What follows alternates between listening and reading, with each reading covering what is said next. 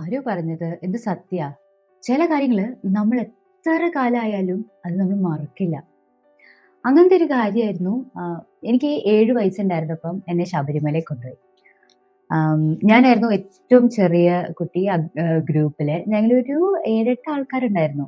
എൻ്റെ അച്ഛനുണ്ടായിരുന്നു, വല്യച്ഛനുണ്ടായിരുന്നു, വല്യച്ഛൻ്റെ മകനുണ്ടായിരുന്നു, പ്രമോദേട്ടനുണ്ടായിരുന്നു, പിന്നെ എൻ്റെ അച്ചോളുടെ മകൻ പ്രദീപേട്ടനുണ്ടായിരുന്നു, പിന്നെ എൻ്റെ ഒരു അങ്കിൾ ഉണ്ടായിരുന്നു, കർണാടക അങ്കിൾ. അങ്ങനെ ഞങ്ങൾ കുറേ ഒരു ഐ തിങ്ക് അറൗണ്ട് 7 ആൾക്കാരുണ്ടായിരുന്നു. അപ്പം എനിക്കിപ്പഴും ഓർമ്മയുണ്ട്. ഞാനൊരു ബ്ലാക്ക് ഫ്രോക്ക് ഇട്ടിട്ടാ പോയെ. എനിക്ക് ഭയങ്കര ഇഷ്ടമുള്ള ഒരു പുതിയ ഫ്രോക്കായിരുന്നു. എനിക്ക് ബർത്ത്ഡേക്ക് കിട്ടിയതായിരുന്നു. ആ ബ്ലാക്ക് ഫ്രോക്കിൽ ഒരു റെഡ് റോസ് ഉണ്ടായിരുന്നു. അപ്പം ആ ചെറിയ ചെറിയ ഡീറ്റെയിൽസ് ആണ് ട്ടോ. പക്ഷേ അന്ന് പോയത് ഇപ്പൊ ഇന്നലെ പോയ പോലത്തെ ആ ഒരു ഫ്രഷ് മെമ്മറിയാ. ബിക്കോസ് ഞാൻ ഏറ്റവും ചെറിയ ആളായ കാരണം എനിക്ക് ഭയങ്കര പ്രിഫറൻസ് ആയിരുന്നു എല്ലാവർക്കും. ഇപ്പം നമുക്ക് തലയിൽ വെക്കാനുള്ള ആ ഒരു കിഴിയാണെങ്കിലും ഓണസ്റ്റ്ലി എനിക്ക് ഭയങ്കര കുറവാ പിടിക്കേണ്ടി വന്നത്. ബിക്കോസ് എല്ലാവരും മാറി മാറി പിടിക്കുമായിരുന്നു. അത് മാത്രമല്ല, എനിക്ക് ഓർമ്മയുണ്ട് ഇപ്പൊ നമ്മൾ വീട്ടിൽ നിന്ന് ഇറങ്ങിയപ്പം വീട്ടിൽ ഇറങ്ങുന്ന സമയത്ത് ഒരു പൂജ ചെയ്ത് നമ്മുടെ കിഴിയൊക്കെ നിറച്ച് തേങ്ങയില് ഐ തിങ്ക് നെയ്യോ അതൊക്കെ നിറച്ച് ഇങ്ങനെ പൂജ ചെയ്തിട്ടാണ് ഞങ്ങൾ ഇറങ്ങിയത്.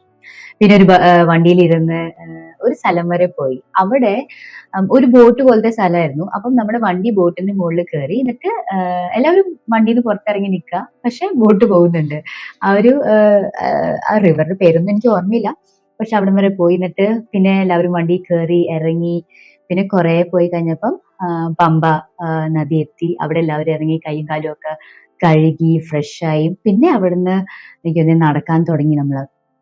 ആൻഡ് നടത്താണെങ്കിലും ആ ഒരു സ്റ്റീപ്പ് ഇതായിരുന്നു, ഹില്ലായിരുന്നു. പക്ഷെ ഒരിക്കലും അതൊരു ഭയങ്കര ഒരു വിഷമമുള്ള ഒരു കാര്യമായിട്ട് തോന്നിയില്ല. ഭയങ്കര ഒരു ഫൺ ആക്ടിവിറ്റി ആയിട്ടാ തോന്നി ആ ഒരു സമയത്ത്.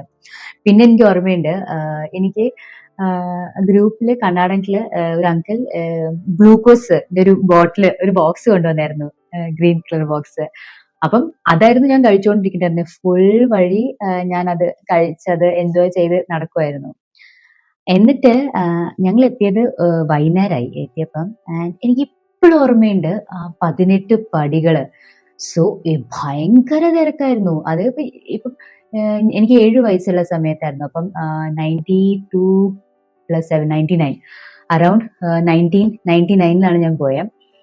അപ്പം ഇപ്പോഴത്തെ തിരക്കൊന്നും നമുക്കറിയില്ല. എനിക്കൊരു ഐഡിയ ഇല്ല. പക്ഷെ ആ ഒരു സമയത്ത് മൈ ഗോഡ്. എന്നിട്ട് എനിക്ക് ഓർമ്മയുണ്ട് ആ 18 പടി കയറുമ്പോഴും നമ്മൾ ഓരോ പടി തൊട്ട് തല വെക്കണം. അപ്പം ഒരു കൈ കൊണ്ട് ഇത് പിടിക്കണം. അവിടെ എത്തിയപ്പോൾ ഞാൻ തന്നെ പിടിക്കണം എന്ന് പറഞ്ഞു വെച്ചത്. അപ്പൊ ഞാൻ ഒരു കൈ കൊണ്ട് പിടിക്കുക, എന്നിട്ട് തൊട്ട് തല വെക്കുക. ആൻഡ് ആ തിരക്ക് കാരണം എനിക്ക് തന്നെ നടക്കാൻ പറ്റുന്നില്ല. അപ്പം എനിക്ക് ഓർമ്മയുണ്ട്, അച്ഛൻ എന്നെ ഇവിടെ പിടിച്ചിട്ടാണ് അച്ഛനും ഓരോ പടി തൊട്ട് തലയെ വെച്ചിട്ട് മുകളിൽ വരെ എത്തി. ലൈക്ക് എനിക്ക് ഇപ്പോഴും ഓർമ്മയുണ്ട്, ആ ഒരു ഭയങ്കര ഗോൾഡൻ പടികളാണത്, ഭയങ്കര ലൈക്ക് ബ്യൂട്ടിഫുൾ. എന്നിട്ട് ആ സമയത്തൊക്കെ ആ പടികളുടെ സൈഡിൽ തന്നെ തേങ്ങ ഉടയ്ക്കാനുള്ള ഒരു ഇതുണ്ടായിരുന്നു. സോ അതൊക്കെ എന്താണെന്നറിയില്ല, ഇപ്പോഴും ഭയങ്കര ക്ലിയർ ആയിട്ട് ഓർമ്മയുണ്ട്. അവിടെ മുകളിലേക്ക് എത്തുമ്പോഴും ആ ഒരു അമ്പലത്തിലേക്കുള്ള ഒരു ക്രൗഡും ആ ഒരു ഭയങ്കര ഡിഫറെന്റ് ആയിട്ടുള്ള ഒരു ഫീലിംഗ് ആണ്. പക്ഷെ അതൊന്നും ഇപ്പം എങ്ങനെയാണെന്ന് ഇപ്പൊ ഒന്നും അറിയില്ല. ബട്ട് അപ്പം ആ ഒരു കാര്യം ഇപ്പോഴും ഞാൻ മറന്നിട്ടില്ല. അപ്പം മലയ്ക്ക് പോകുന്നത് ഇപ്പൊ എല്ലാവരും ആണുങ്ങളൊക്കെ എല്ലാ വർഷവും പോവും. അതൊരു ഭയങ്കര ഒരു വലിയൊരു പ്രോസസ് അല്ലേ. 41 ദിവസം വ്രതം എടുത്തിട്ട് മണ്ഡലകാലത്ത് ശബരിമലയിൽ പോകുന്നതും അതിനെപ്പറ്റി കുറെ ഇങ്ങനെ ഇപ്പം ഞാനിങ്ങനെ വായിച്ച് മനസ്സിലാക്കുമ്പോഴാണ് ഒരുപാട് അതിന്റെ എന്താ പറയാ ഇമ്പോർട്ടൻസ് ഉണ്ട്. നമ്മുടെ ലൈഫിലാണെങ്കിലും ഇതൊരു അമ്പലം എന്നുള്ളൊരു കോൺസെപ്റ്റ് മാത്രമല്ല, ഒരു ലൈഫ് ഓഫ് ബീയിങ്, അതായത് ഒരു ഹ്യൂമൻ ലൈഫിൽ തന്നെ അതിലൊരുപാട് ഇമ്പോർട്ടൻസ് ഉണ്ട്. ഇപ്പൊ നമ്മൾ എല്ലാ കാര്യവും ഒരു കഥയായിട്ട് കണക്ട് ചെയ്യുമ്പോഴാണ് നമുക്ക് അതിന്റെ ഒരു എസെൻസ്, അതിന്റെ ഒരു ഇമ്പോർട്ടൻസ് മനസ്സിലാവുന്നത്, അല്ലെ? അപ്പൊ എനിക്ക് ഓർമ്മയുണ്ട്, ഞങ്ങൾ കൊച്ചിലെ ഇപ്പം ഏറ്റവും ആദ്യത്തെ പ്രാവശ്യം സ്വാമി അയ്യപ്പൻ എന്ന് പറഞ്ഞൊരു സീരിയൽ വന്നായിരുന്നു ഏഷ്യാനെറ്റില്. എല്ലാവരും കണ്ടിട്ടുണ്ടോ? ഭയങ്കര ഫേമസ് ആയിരുന്നു. അതിൽ അയ്യപ്പന്മാരൊക്കെ ഭയങ്കര ചെറിയ അയ്യപ്പൻ തൊട്ട് വലിയ വലിയ അയ്യപ്പന്മാര് ആ ഒരു ഫേസ് കാണിക്കുമ്പം ഭയങ്കര ഒരു കണക്ഷൻ ആണ് തോന്നുന്നത്. നമ്മുടെ ഒരു ഫാമിലി പോലെ തോന്നും നമുക്ക്. എന്നിട്ട് ഐ തിങ്ക് 9:30 ടൈം ആയിരുന്നു, രാത്രി 9:30 സ്വാമി അയ്യപ്പൻ സ്റ്റാർട്ട് ആവുന്നത്. അരമണിക്കൂറിന്റെ സീരിയലായിരുന്നു. അത് കഴിഞ്ഞിട്ട് 9:30 ടു 10 ആകുമ്പോഴേക്കും TV ഓഫ് ആവും നമ്മുടെ വീട്ടില്. പക്ഷേ 10 മണിക്ക് അതിന്റെ ലാസ്റ്റ് ഹരിവരാസനം പാടുമായിരുന്നു. അപ്പൊ എനിക്ക് ഭയങ്കര വാശിയായിരുന്നു. ഹരിവരാസനം കഴിഞ്ഞിട്ട് TV ഓഫ് ചെയ്യാം. അച്ഛൻ പറയും 10 മണിക്ക് TV ഓഫ് ആവണം. പക്ഷെ എങ്ങനെയെങ്കിലുമൊക്കെ ആ സ്വാമി അയ്യപ്പനുള്ള കാരണം ഒരു 10 മണിയുടെ 10:05 ഒക്കെ ആവും. അതുകൊണ്ടാന്ന് തോന്നുന്നു അത് കേട്ട് കേട്ട് ഞാൻ ഹരിവരാസനം കുറെയൊക്കെ പഠിച്ചു. പക്ഷെ അതൊക്കെ നമ്മളിപ്പോ ഇത്തിരി വലുതായി ഈ ഒരു ഏജില് യൂസ് ചെയ്യാൻ പറ്റുമെന്നു അതിന്റെ ഒരു വിശ്വാസം ഇങ്ങനെ നമ്മൾ ബിൽഡ് ചെയ്ത് അത് ചെറുപ്പത്തിലേ ഉണ്ടായിരുന്ന ഒരു വിശ്വാസം അത്രയും വലുതായി ഈ ഒരു സമയത്തും എനിക്ക് അതിന്റെ ഒരു ഇമ്പോർട്ടൻസ് ഉണ്ട്. അപ്പം ഇന്നത്തെ വീഡിയോ ശബരിമലയെ പറ്റിയും എനിക്കറിയുന്ന കുറേ ചെറിയ ചെറിയ കാര്യങ്ങൾ ഇപ്പം എൻ്റെ എക്സ്പീരിയൻസ് വെച്ച് ഞാൻ പഠിച്ചു മനസ്സിലാക്കിയ കാര്യങ്ങൾ ഞാൻ കേട്ടതും ഞാൻ വായിച്ചതൊക്കെ ഷെയർ ചെയ്യാന്ന് വിചാരിച്ചു. ശരിക്കും സ്വാമി അയ്യപ്പൻ ഉണ്ടാവുന്നേക്കാളും മുന്നേ തന്നെ ഈ ഒരു കഥ തുടങ്ങുന്നതാണ്. അപ്പം മഹിഷാസുരന്റെ സിസ്റ്റർ, അതായത് പെങ്ങളായ മഹിഷിയാണ് ഇതിന്റെ ഏറ്റവും മെയിൻ ആള്. അതായത് മഹിഷിനെ നിഗ്രഹിക്കാൻ വേണ്ടിയായിരുന്നു സ്വാമി അയ്യപ്പന്റെ ഒരു ജന്മം ഉണ്ടായത്. അപ്പം ശരിക്ക് മഹിഷി ബ്രഹ്മാവിന്റെ നല്ലൊരു വലിയ ഭക്തിയായിരുന്നു. അപ്പം ആ ഒരു നമുക്കറിയാമല്ലോ, നല്ല ഭക്തിയാണെങ്കിൽ അവർക്ക് വരം കിട്ടും. അപ്പം നമ്മുടെ ആ ഒരു തപസ്യ കാരണം ഈ പ്രീതിപ്പെടുവാണെങ്കിൽ ഭഗവാന്മാര് വരം തരും. അപ്പം ആ വരം മഹിഷിക്ക് കിട്ടിയ വരമായിരുന്നു ആരും മഹിഷിയെ കൊല്ലാൻ പറ്റില്ല എന്ന്. ആരെങ്കിലും കൊല്ലുവാണെങ്കിൽ അത് ഹരിഹര പുത്രനായിരിക്കും, അതായത് വിഷ്ണുവിന്റെയും ശിവന്റെയും ഒരു പുത്രനായിരിക്കും എന്ന്. മഹിഷി ഭയങ്കര സ്മാർട്ടായിട്ടാണ് അവർ വരം വാങ്ങിച്ചത്. ബിക്കോസ് എങ്ങനെയാണ് ആ ഒരു രണ്ടാൾക്കാരുടെ ഒരു കുഞ്ഞുണ്ടാവുന്നത്? ഫസ്റ്റ് ഓഫ് ഓൾ രണ്ടുപേരും ഭയങ്കര ഓപ്പോസിറ്റ് ആണ്. ഇപ്പം വിഷ്ണു എന്താ പറയുക, സൃഷ്ടി ഉണ്ടാക്കുന്ന ആളും സംഹരിക്കുന്ന ആളും, മറ്റേ ആള് എന്താ പറയുക, ഡിസ്ട്രോയറും ശിവൻ. അപ്പം പ്ലസ് രണ്ടുപേരും ആണുങ്ങളാണ്. അപ്പം അവരുടെ ഒരു കുഞ്ഞ് എന്ന് ഇറ്റ്സ് ഇംപോസിബിൾ എന്നുള്ളൊരു കോൺസെപ്റ്റ് ആയിരുന്നു. അപ്പം ആ ഒരു അഹങ്കാരത്തില് മഹിഷി ഒരുപാട് ചീത്ത കാര്യങ്ങൾ ചെയ്യാൻ തുടങ്ങി. ഇപ്പം 3 ലോകങ്ങളും കയ്യേറാൻ തുടങ്ങി, ദൈവങ്ങളെ ഒക്കെ ശല്യപ്പെടുത്താൻ തുടങ്ങി. പൂജയും യാഗങ്ങളൊക്കെ നടക്കുന്ന സമയത്ത് അവിടെയൊക്കെ പോയിട്ട് ഒരുപാട് പ്രശ്നങ്ങൾ ഉണ്ടാക്കാൻ തുടങ്ങി. മഹിഷിയുടെ ശല്യം സഹിക്കാണ്ടായപ്പം ദൈവങ്ങളെല്ലാവരും ശിവനും വിഷ്ണുവിന്റെ അടുത്ത് പോയി അവരോട് പറഞ്ഞു, മഹിഷിയെ മർദ്ദിക്കണമെങ്കിൽ, മഹിഷിയെ നിഗ്രഹിക്കണമെങ്കിൽ ഒരു പുത്രൻ ജനിക്കണം, അത് നിങ്ങളുടെ തന്നെ അംശമായിരിക്കണം എന്ന്. അപ്പോഴാണ് വിഷ്ണുവിന്റെ ഒരു ഫീമെയിൽ അവതാരം, അതായത് മോഹിനി എന്ന് പറഞ്ഞൊരു അവതാരം ഉണ്ടാകുന്നത്. വിഷ്ണുവിന്റെ ഒരു ശക്തിയാണെന്നാണ് പറയുന്നത്. അപ്പം അന്ന് മോഹിനി അവതാരം ഉണ്ടായതും ശിവൻ അന്ന് യോഗ ചെയ്യുന്ന ഒരു പൊസിഷൻ, ആ ഒരു സ്റ്റേറ്റ് ഓഫ് മൈൻഡ് ഇറങ്ങി വരുന്നതും ഹരിഹര പുത്രൻ ഉണ്ടാവുന്നതൊക്കെ ഈ ഒരു സമയത്തായിരുന്നു. അതുമാത്രമല്ല, ഈ പുത്രൻ ഉണ്ടായതും ശരിക്ക് ഒരു മനുഷ്യന്റെ അടുത്ത് എത്തിക്കണം. അപ്പൊ എന്താ ചെയ്തേ, ഈ ഹരിഹര പുത്രനെ ഒരു കാട്ടില് പമ്പ നദിയുടെ തീരത്ത് കൊണ്ട് ഇരുത്തി എന്നാണ് പറയുന്നത്. അതുമാത്രമല്ല, ഈ കൊച്ചിന്റെ കുഞ്ഞി കൊച്ചിന്റെ കഴുത്തില് ഒരു മണിയും കെട്ടി. അപ്പം ഒരു ദിവസം രാജശേഖരൻ പന്തള രാജാവ് ആ ഒരു കാട്ടില് ഇങ്ങനെ ഹണ്ട് ചെയ്ത് നടക്കുന്ന സമയത്താണ് ഈ ഒരു കുഞ്ഞിന്റെ ശബ്ദം കേട്ടത്. അതുമാത്രമല്ല, ഈ രാജാവിന് മക്കളൊന്നുമില്ല, ആ ഒരു വിഷമത്തിലായിരുന്നു ആ സമയത്ത്. അപ്പൊ ഈ കുഞ്ഞിനെ കണ്ടപ്പോഴും, ആ കുഞ്ഞ് ഒറ്റയ്ക്ക് ആ ഒരു കാട്ടിൽ കണ്ടപ്പോഴും ഭയങ്കരമായിട്ടുള്ള ഒരു ഫാദർലി ഇൻസ്റ്റിങ്ക്റ്റ് വന്നു. അപ്പം ഈ രാജാവ്, പന്തളത്തിന്റെ രാജാവ് ഈ കുഞ്ഞിനെ എടുത്തു, എന്നിട്ട് വീട്ടിൽ കൊണ്ടുപോയി ഭാര്യയോട് പറഞ്ഞു, ഇങ്ങനെ കെട്ടിയതാണ്, നമുക്ക് നമ്മുടെ കുഞ്ഞായിട്ട് എന്തുകൊണ്ട് വെച്ചൂടാ എന്നൊക്കെ പറഞ്ഞപ്പം അവർ രണ്ടുപേരും, രാജാവും റാണിയും, ഈ കുഞ്ഞിനെ, ഹരിഹരപുത്രനെ അവരുടെ സ്വന്തം മോനായിട്ട് വളർത്താൻ തുടങ്ങി.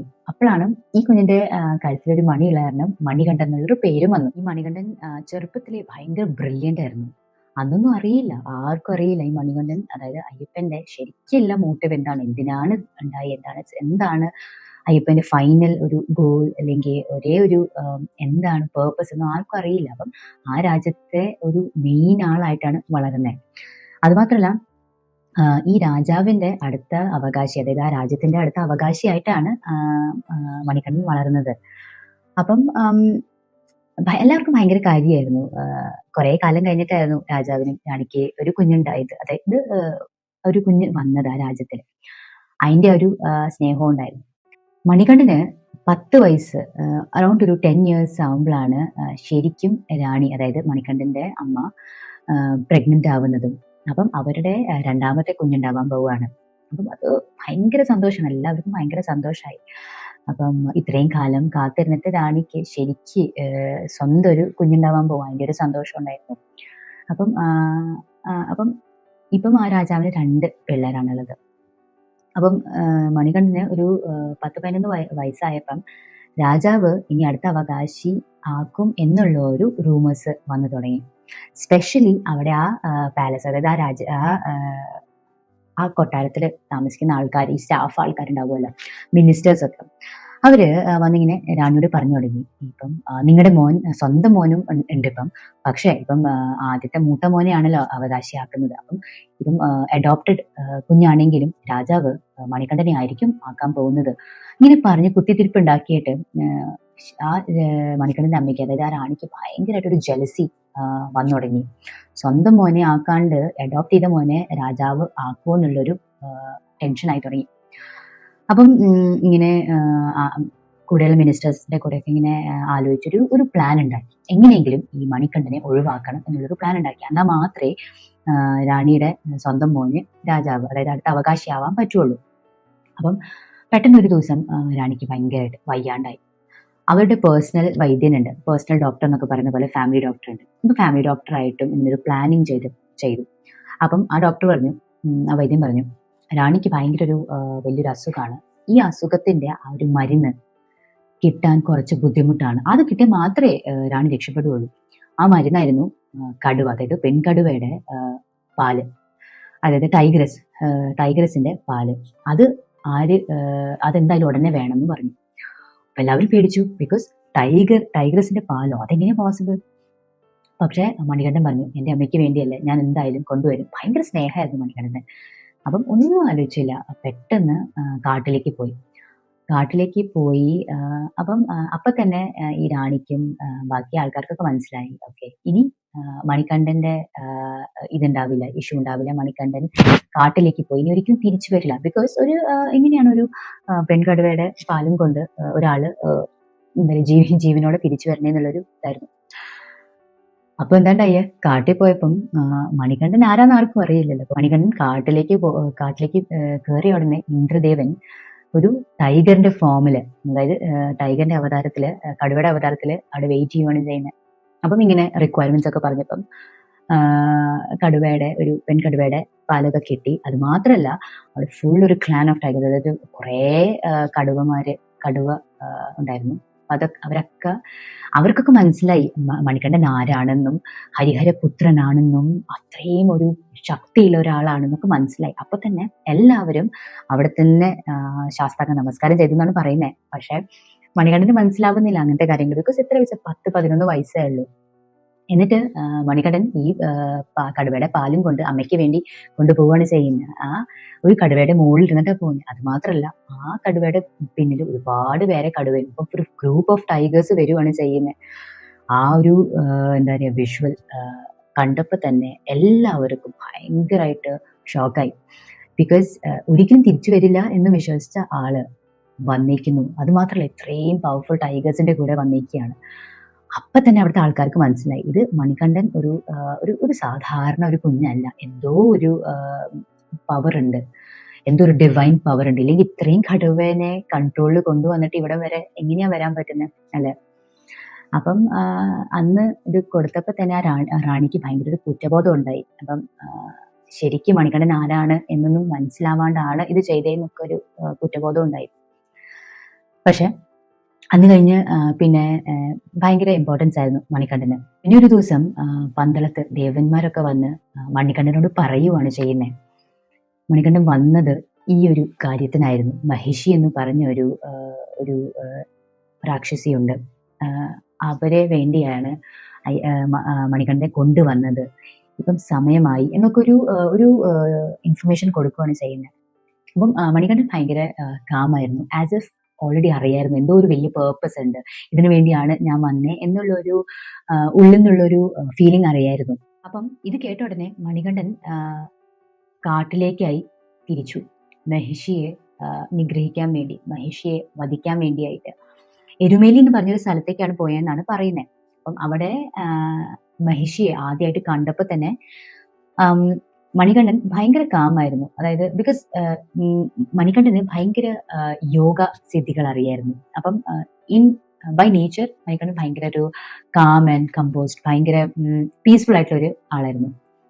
പക്ഷെ അതിന് ഓപ്പോസിറ്റ് മഹിഷി ഭയങ്കര ആംഗ്രി, ഭയങ്കര ഫ്യൂരിയസ് ആയിട്ടുള്ള ഒരു ക്യാരക്ടറായിരുന്നു. അപ്പം മണികണ്ഠനെ കണ്ട ഉടനെ തന്നെ മഹിഷി മണികണ്ഠന്റെ മുമ്പിലേക്ക് ഓടി എന്നാണ് പറയുന്നത്.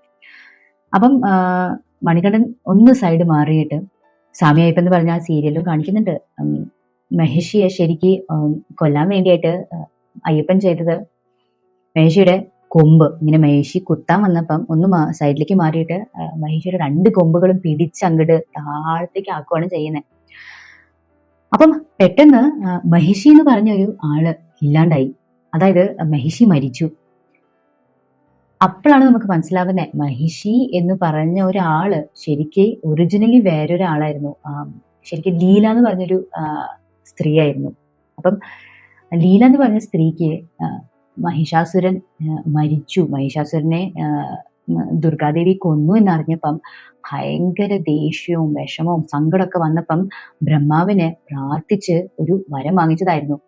അപ്പം ആ വരം വാങ്ങിക്കുമ്പോഴും മഹിഷി ഇങ്ങനെ ആലോചിച്ചിട്ടാണ് ചെയ്തത്. ഇമ്പോസിബിൾ ആയിട്ടുള്ള ഒരു വരം. എപ്പോഴും അസുരന്മാർ അങ്ങനെയാണല്ലോ ചെയ്യുന്നത്. എന്തെങ്കിലും ഒരു വരം വാങ്ങിക്കുമ്പം അത് സംഭവിക്കില്ല. എല്ലാവർക്കും അവനവന്റെ മൃത്യു അത് പാടില്ല, എപ്പോഴും ഇമ്മോർട്ടൽ ആയിട്ട് ജീവിക്കണം, ഒരിക്കലും മരണം ഉണ്ടാവരുത് എന്ന് വിചാരിച്ചിട്ടാണ് വരം വാങ്ങിക്കുന്നത്. പക്ഷെ നമ്മുടെ ദൈവങ്ങൾ ഭയങ്കര സ്മാർട്ടാണല്ലോ. വരം കൊടുക്കുവാണെങ്കിലും അത് ആ വരം ഓവർ ത്രോ ചെയ്യാൻ വേണ്ടി, അല്ലെങ്കിൽ ആ ഒരു വരത്തിന് മുകളിലായിട്ട് വേറൊരു അവതാരം വരും. അതാണ് അതിന്റെ ബ്യൂട്ടി. പറയില്ലേ, നന്മയും തിന്മയും. എവിടെയൊക്കെ തിന്മയുണ്ടോ അവിടെയൊക്കെ നന്മ എന്തായാലും വരും. അപ്പം അങ്ങനെ തന്നെ ആ ഒരു വരം കൊടുത്തപ്പം ആയിരുന്നു അങ്ങനെ തന്നെ ആ വരം വാങ്ങിച്ച് തന്നെ മഹിഷി ഈ പകരം വീട്ടാൻ വേണ്ടിയായിരുന്നു എന്നാണ് പറയുന്നത്. അപ്പം മഹിഷാസുരൻ, അതായത് ബ്രദർ മരിച്ചതിന്റെ ആ ഒരു റിവെഞ്ചിന് വേണ്ടിയായിരുന്നു മഹിഷി ഇങ്ങനത്തെ ഒരു വരം വാങ്ങിച്ചത്. അപ്പം ആ വരം കിട്ടിയെന്ന് അറിഞ്ഞപ്പോൾ എന്താ ചെയ്തത്, എല്ലാവരെയും ശല്യപ്പെടുത്താൻ തുടങ്ങി, ഒരുപാട് ഡിസ്ട്രക്ഷൻസ് ഉണ്ടാക്കാൻ തുടങ്ങി. അപ്പോഴായിരുന്നു ആ ലീല എന്നുള്ളൊരു ഫോം മാറിയിട്ട് മഹിഷി എന്നുള്ളൊരു ഫോം ആയത്. അപ്പം മണികണ്ഠൻ ശരിക്ക് മഹിഷിയെ മർദ്ദിച്ചപ്പോൾ, മഹിഷിയെ കൊന്നപ്പോൾ ലീലയ്ക്ക് മോക്ഷം കിട്ടുകയായിരുന്നു ചെയ്തത്. അപ്പം ലീല ഒരു നല്ലൊരു സ്ത്രീയായി മാറി എന്നാണ് പറയുന്നത്. അന്ന് മഹിഷാസുരന്റെ സിസ്റ്ററായ ലീല ശരിക്കും മോക്ഷം കിട്ടിയപ്പം ഒരു നല്ലൊരു ബ്യൂട്ടിഫുൾ ആയിട്ടുള്ള ഒരു സ്ത്രീയായി മാറി. അവരുടെ അഹങ്കാരവും അവരുടെ ഈഗോ ഒക്കെ മാറിയപ്പം അപ്പോഴാണ് ശരിക്ക് മണികണ്ഠൻ ആരാണെന്നും മണികണ്ഠന്റെ ശരിക്കുള്ള രൂപം എന്താണെന്നൊക്കെ മനസ്സിലാവുന്നത്. ഹരിഹരപുത്രനാണെന്നും ഇത്രയും പവർ ഉണ്ടെന്നും. പക്ഷെ അതിന്റെ ഒരു എന്താ പറയാ, അഹങ്കാരം ഒന്നുമില്ല മണികണ്ഠന്. അത് മനസ്സിലാക്കിയപ്പം പെട്ടെന്ന് ലീലയ്ക്ക് ഒരു റെസ്പെക്റ്റും ആ ഒരു ഡിവോഷൻ തോന്നി. അപ്പം മണികണ്ഠന്റെ ഒരു പാർട്ട്ണർ, അതായത് മണികണ്ഠന്റെ ഒരു ഭാര്യയായിട്ട് സ്വീകരിക്കാവോ എന്നുള്ളൊരു റിക്വസ്റ്റും കൊടുത്തു. പക്ഷെ മണികണ്ഠന് അറിയായിരുന്നു, മണികണ്ഠൻ ജനിച്ചത് തന്നെ, ആ ഒരു അവതാരം എടുത്തത് തന്നെ ഒരു ധർമ്മം ചെയ്യാൻ വേണ്ടിയാണ്. ആ ധർമ്മം ചെയ്തുകൊണ്ടിരിക്കുകയാണ്. അപ്പം അതില് ഒരു ഗൃഹസ്ഥ ജീവിതത്തിന് സ്ഥലമില്ല എന്ന് മണികണ്ഠന് നന്നായിട്ട് അറിയായിരുന്നു. പക്ഷെ ലീല ഇങ്ങനെ ചോദിച്ച കാരണം റിജക്റ്റ് ചെയ്യാനുള്ള ഒരു വിഷമം ഉണ്ടായിരുന്നു. അപ്പൊ മണികണ്ഠൻ പറഞ്ഞൊരു ബ്യൂട്ടിഫുൾ ആയിട്ടുള്ളൊരു കാര്യമുണ്ട്. മണികണ്ഠൻ പറയാണ്, എന്നെങ്കിലും എന്നെ ഇനി കാണാൻ ഒരു ഭക്തൻ വന്നില്ല എന്നുള്ളൊരു ദിവസം ഉണ്ടെങ്കിൽ ഞാൻ നിന്നെ കല്യാണം കഴിക്കുമെന്ന്. അപ്പം അത്രത്തോളം ആ ഒരു റെസ്പെക്റ്റ് ആണ് പറയുന്നത്. ഒരിക്കലും റിജക്റ്റ് ചെയ്യുന്നില്ല. ഇനി എന്നെ ഒരിക്കലും ഒരു ഭക്തൻ വന്നില്ലെങ്കിൽ, എന്നെ കാണാൻ ഒരു ഭക്തൻ വന്നില്ലെങ്കിൽ അന്ന് നിന്നെ ഞാൻ എൻ്റെ ഭാര്യയായിട്ട് സ്വീകരിക്കുന്നു മണികണ്ഠൻ പറയുന്നുണ്ട്. അപ്പം ആ ഒരു സ്റ്റേറ്റ്മെന്റ് അത് കേൾക്കുമ്പോൾ തന്നെ ലീലയ്ക്ക് ഭയങ്കര ഒരു സന്തോഷമാവുകയാണ് ചെയ്യുന്നത്. മഹിഷിയെ മർദ്ദിച്ചപ്പം, അതായത് മഹിഷിയെ നിഗ്രഹിച്ചപ്പം എല്ലാ ദേവന്മാരും മണികണ്ഠന് ഒരു പേര് കൊടുത്തു.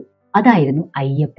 അയ്യപ്പൻ എന്നുള്ളൊരു പേര്. അയ്യപ്പൻ എന്ന് പറഞ്ഞു കഴിഞ്ഞാൽ എല്ലാവരും പ്രൊട്ടക്ട് ചെയ്യുന്ന ഒരു വലിയ തമ്പുരാൻ, വലിയ ആള്. അപ്പം അങ്ങനെ അയ്യപ്പന് ഇത്രയും പ്രിയപ്പെട്ട ഒരു ആള്, അതായത് ലീല എന്ന് പറഞ്ഞ ഒരാൾക്ക് ഒരു സ്ഥാനം നൽകി. അപ്പം അയ്യപ്പൻ ഇനി തിരിച്ച് പന്തളത്തേക്ക് ഇല്ല എന്ന് പറഞ്ഞു. അത് പറഞ്ഞതിന്റെ കൂടെ തന്നെ ഒരു മലയുടെ മുകളിൽ പോയി തപസ് ചെയ്യാൻ ഇരുന്നു. അവിടെ അയ്യപ്പന് വേണ്ടി ശബരിമലയുടെ മുകളിൽ ഒരു അമ്പലം പണിയണമെന്നും പറഞ്ഞു. ഇങ്ങനെ പറഞ്ഞപ്പോ തന്നെ ഈ ലീലയ്ക്ക് വേണ്ടി ഒരു സ്ഥാനം അയ്യപ്പൻ തീരുമാനിച്ചു. മാളികപ്പുറത്ത് അമ്മ എന്നായി ലീലയുടെ പുതിയ പേര്. അയ്യപ്പന്റെ, അതായത് ശബരിമല അയ്യപ്പന്റെ അമ്പലത്തിന്റെ സൈഡിൽ തന്നെ മാളികപ്പുറത്ത് അമ്മയ്ക്ക് വേണ്ടി ഒരു അമ്പലം പണിതു. അപ്പം അപ്പോഴെ തന്നെ നമുക്ക് മനസ്സിലാവും എന്ത് ലൈക്ക് പ്യൂറസ്റ്റ് ഫോം ആണ്. ഇപ്പം ഇപ്പോഴും മാളികപ്പുറത്ത് അമ്മ സ്വാമി അയ്യപ്പന് വേണ്ടി വെയിറ്റ് ചെയ്യുവാണ് ചെയ്യുന്നത്.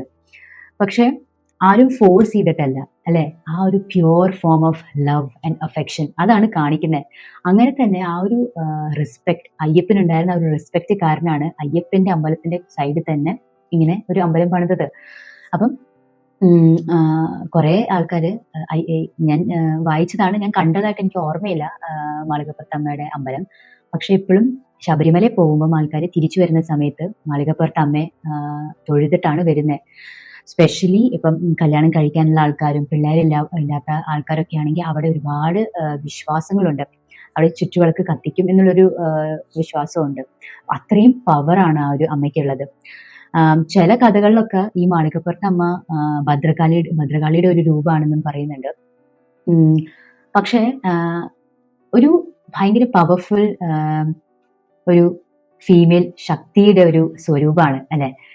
ഭയങ്കര ഫാസിനേറ്റിംഗ് ആയിട്ടുള്ള ഒരു കാര്യമാണ്. നമുക്ക് ഓരോ കഥയിൽ പഠിക്കാൻ വേണ്ടിയുള്ള കുറെ കാര്യങ്ങളുണ്ട്. ഇപ്പം സ്വാമി അയ്യപ്പന്റെ ആണെങ്കിലും ആ ഒരു ഡിസിപ്ലിൻ, വന്ന ഒരു കാര്യത്തിനുള്ള ഒരു ഡിറ്റർമിനേഷൻ, ഒരിക്കലും ഇപ്പം അയ്യപ്പൻ വന്നു, ആ ഒരു പന്തളം രാജ്യത്തിന്റെ ഭയങ്കര പ്രോസ്പർ, ഭയങ്കര റിച്ച് ആയിട്ടുള്ള ഒരു ഇതായിരുന്നു. വേണമെങ്കിൽ അവിടെ തന്നെ നിന്ന് അവിടുത്തെ സുഖവും അതൊക്കെ അനുഭവിക്കായിരുന്നു. പക്ഷെ ക്ലിയർ ആയിരുന്നു എന്തിനു വേണ്ടിയാണ് വന്നതെന്നും ആ ഒരു ധർമ്മം ചെയ്യണം എന്നുള്ള ഒരു ക്ലാരിറ്റി. ചില സമയത്ത് ഉണ്ടാവുന്നത് നമുക്ക് തന്നെ ആ ഒരു ക്ലാരിറ്റി ഇല്ലാത്ത കാരണം നമുക്ക് ചെയ്യാനുള്ള ഒരു കാര്യം നമുക്ക് തന്ന സമയത്ത് ചെയ്യാൻ പറ്റില്ല. ബിക്കോസ് നമ്മൾ ഡിസ്ട്രാക്ട് ആയിപ്പോ. ഇപ്പൊ തന്നെ ഇപ്പം ഈ മാളികപ്പുറത്ത് അമ്മയുടെ ആ ഒരു റിക്വസ്റ്റ്, ആ ഒരു പ്രൊപ്പോസൽ റിക്വസ്റ്റ് വന്നപ്പോ തന്നെ വേണമെങ്കിൽ സ്വാമി അയ്യപ്പന് ആ ഒരു വന്ന ഒരു ധർമ്മം മറക്കാനുള്ള ഒരു ചാൻസ് ഉണ്ടായിരുന്നു, അല്ലെ? പക്ഷെ എന്നിട്ട് പോലും സ്വാമി അയ്യപ്പൻ അത് മറന്നില്ല. അവരുടെ എന്താണോ ആ ഒരു കർത്തവ്യം അത് ചെയ്യാൻ വേണ്ടിയായിരുന്നു ബാക്കി ലൈഫ് ഫുൾ വെച്ച്.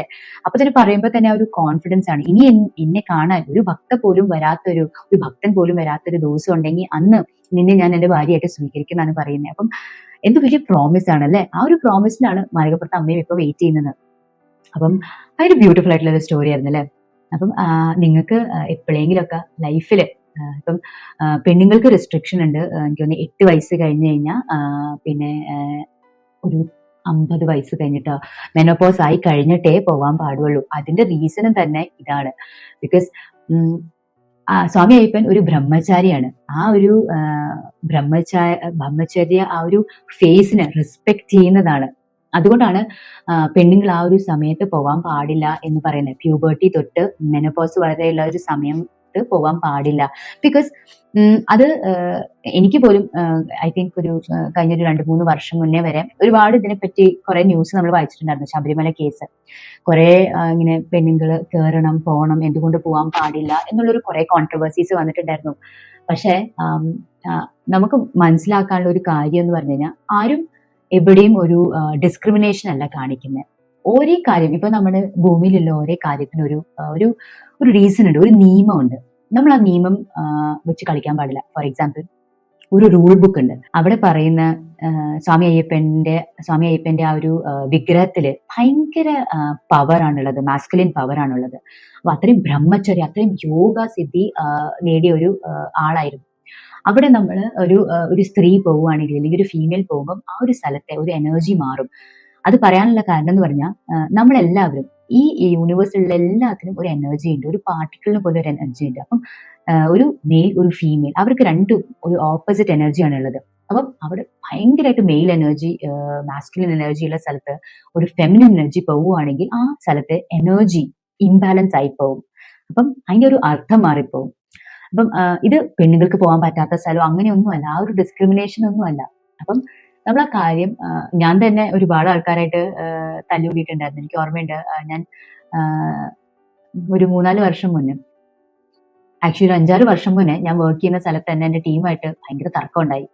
ആ ഒരു സമയത്തായിരുന്നു ഈ വാദം നടന്നത്. പക്ഷെ അതിനെപ്പറ്റി എനിക്ക് അത്രയും ഇൻഫർമേഷൻ ഒന്നും ഉണ്ടായിരുന്നില്ല. ഇപ്പൊ ഇത്രയും റീസെർച്ച് ചെയ്ത് ഇത്രയും പഠിച്ചപ്പോഴാണ് മനസ്സിലാവുന്നത്.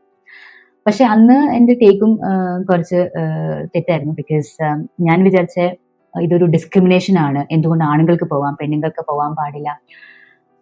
അപ്പം ശരിക്ക് അതിന്റെ ഒരു ഇമോഷണൽ ലെവൽ അല്ല ഇത് നമ്മൾ നോക്കണ്ടേ. ഇതിന്റെ ശരിക്ക് സയന്റിഫിക്കലി ആ ഒരു സ്ഥലത്തെ എന്താണ് ഇമ്പോർട്ടൻസ്. ഇപ്പം നമ്മള് ഒരു സ്ഥലത്ത് പ്രശ്നം വെച്ചിട്ടാണ് ഒരു പ്രതിഷ്ഠ വെക്കുന്നത് അല്ലെ. അപ്പം ആ ഒരു പ്രതിഷ്ഠ വെക്കുമ്പോൾ തന്നെ ഒരുപാട് എനർജി നമ്മൾ കൊണ്ടുവരുവാണ് ചെയ്യുന്നത്. ആ ഒരു എനർജിയെ നമ്മൾ ഇംബാലൻസ് ചെയ്യാണ്ട് നോക്കണം. അത് നമ്മുടെയും കൂടി ആവശ്യമാണ്. ബിക്കോസ് ഒരു സ്ഥലത്തെ കാര്യം ഇംബാലൻസ് ആയി കഴിഞ്ഞു കഴിഞ്ഞാൽ കോസ്മിക്, അതായത് യൂണിവേഴ്സൽ, അതായത് ഗ്ലോബൽ ലെവലാണ് നമുക്ക് ഇമ്പാക്ട് ആകുന്നത്. നമ്മൾ അറിയുപോലും ഇല്ല. അപ്പം ആ വിശ്വാസം അങ്ങനെ തന്നെ ഇരിക്കട്ടെ. എല്ലാവർക്കും ഈ ലൈഫിൽ എപ്പോഴെങ്കിലും ഒക്കെ ഒരു പ്രാവശ്യമെങ്കിലും ശബരിമലയിൽ പോകാൻ ഒരു അവസരം വരട്ടെ. ഇനി എനിക്ക് പോകാൻ പറ്റുമോന്നൊന്നും എനിക്കറിയില്ല. പക്ഷെ ചെറുപ്പത്തിൽ എന്നെ കൊണ്ടുപോയ കാരണം എനിക്ക് ഇപ്പോഴും നന്നായിട്ട് ഓർമ്മയുണ്ട്. അപ്പം ആ ഒരു ഫീലിംഗ്. പിന്നെ എനിക്ക് ഇപ്പോഴും ഓർമ്മയുള്ള കാര്യം എന്ന് പറഞ്ഞാൽ അവിടെ ദർശനം കഴിഞ്ഞിട്ട് ഒരു ചെറിയൊരു റൂം ഞങ്ങൾ എടുത്തായിരുന്നു അടുത്ത ദിവസം രാവിലെ വരെ ഒന്ന് കിടക്കാൻ വേണ്ടി. അപ്പം പ്രസാദമായിട്ട് ഒരു അപ്പമായിരുന്നു കിട്ടിയത്. അപ്പൊ സാധാ ഉണ്ണിയപ്പം അല്ലായിരുന്നു, വലിയൊരു അപ്പമായിരുന്നു, എനിക്ക് ഓർമ്മയുണ്ട്. എന്നിട്ട് ഞങ്ങൾ ഡിന്നർ ഒന്നും കഴിച്ചില്ല, ആ ഒരു അപ്പം കഴിച്ചിട്ടാണ് എല്ലാവരും ഉറങ്ങിയത്. ലൈക്ക് അത്രയും ക്ലിയർ ആയിട്ട് എനിക്ക് ഓർമ്മയാണ്. ബട്ട് അതും എത്ര വർഷം മുന്നേലത്തെ കാര്യമല്ല. ചില കാര്യങ്ങൾ അങ്ങനെയാ, നമുക്ക് ഒരു എഫേർട്ട് ഇല്ലാണ്ട് പോലും നമുക്ക് ഓർത്തിരിക്കാൻ പറ്റും. അങ്ങനെയാണ് എൻ്റെ ഒരു ശബരിമല മെമ്മറി. അപ്പം ഞാൻ എന്തെങ്കിലും ഒരു കാര്യം എന്തെങ്കിലും മിസ്സായി പോയിട്ടുണ്ടെങ്കിൽ കമന്റ്സിൽ പറയൂ. ബിക്കോസ് ഒരുപാട് വേർഷൻസ് ഉണ്ട് ഇതില്. സ്വാമി അയ്യപ്പന്റെ ഒരുപാട് കാര്യങ്ങളുണ്ട്. അപ്പൊ ഞാൻ മാക്സിമം കവർ ചെയ്യാൻ നോക്കിയിട്ടുണ്ട്. എല്ലാവർക്കും ഈ വീഡിയോ ഇഷ്ടപ്പെട്ടു എന്ന് വിശ്വസിക്കുന്നു. അത് മാത്രമല്ല, നിങ്ങൾ ആദ്യമായിട്ടാണ് എന്റെ ചാനൽ വരുന്നെങ്കിൽ സബ്സ്ക്രൈബ് ചെയ്യാൻ മറക്കരുത്. Thank you. ബൈ.